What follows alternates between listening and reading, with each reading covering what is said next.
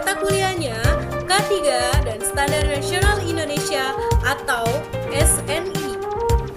Peta konsep K3 dan Standar Nasional Indonesia.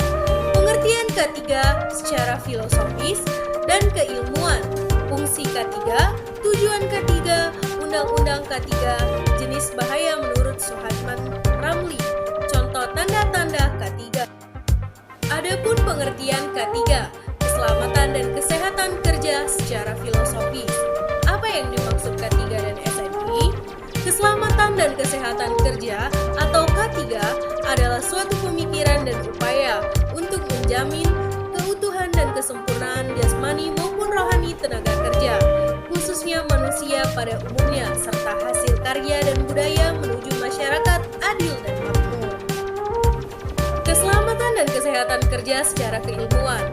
Keselamatan dan kesehatan kerja yang merupakan kepanjangan dari K3 adalah segala kegiatan untuk menjamin dan melindungi keselamatan dan kesehatan tenaga kerja melalui upaya pencegahan kecelakaan kerja dan penyakit akibat kerja atau PAK.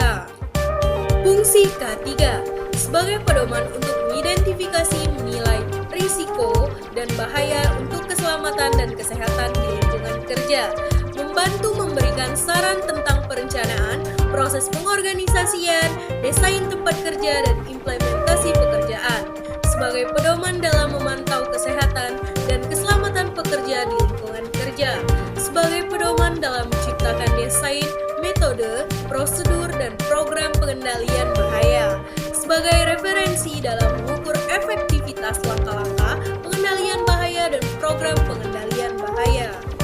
Tujuan K3: 1. Melindungi dan menjamin keselamatan setiap tenaga kerja dan orang lain di tempat kerja. 2. Menjamin setiap sumber produksi dapat digunakan secara aman dan efisien.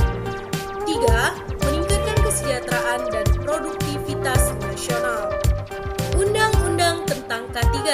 Undang-Undang Nomor 1 Tahun 1970 tentang Keselamatan Kerja.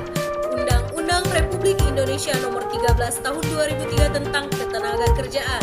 Undang-Undang Dasar 1945 Pasal 5, 20, dan 27.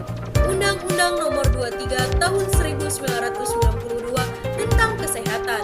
Undang-Undang Nomor 13 Tahun 2003 tentang Ketenagakerjaan. Adakah jenis bahaya K3? Jenis bahaya K3 menurut Suharman Ramli: bahaya fisik, bahaya biologis, bahaya kimiawi. Bahaya fisik yakni faktor yang bersifat fisika seperti kebisingan, getaran, iklim, gelombang mikro, sinar ultraviolet, dan medan magnet. Bahaya biologis, bahaya yang berasal dari unsur-unsur biologi seperti flora dan fauna yang ada di lingkungan kerja maupun dari aktivitas kerja. Bahaya kimiawi adalah segala situasi atau aktivitas yang berasal dari bahan-bahan yang dihasilkan selama proses produksi. Kemudian contoh K3 yang ada di KI Palembang: himbauan buanglah sampah pada tempatnya, menunjukkan tempat parkir sepeda, menunjukkan peringatan bahaya listrik.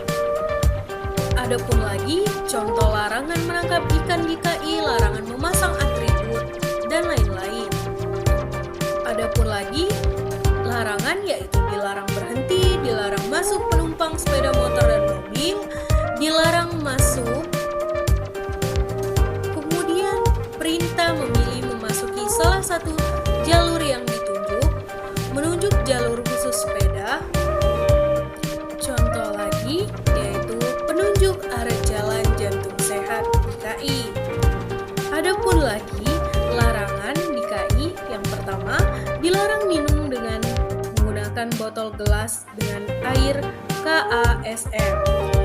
Yang kedua, dilarang mencuci tangan atau muka dengan air KASM, keran air siap minum. Yang ketiga, dilarang menempelkan mulut pada keran air. Yang keempat, dilarang membuang sampah sembarangan.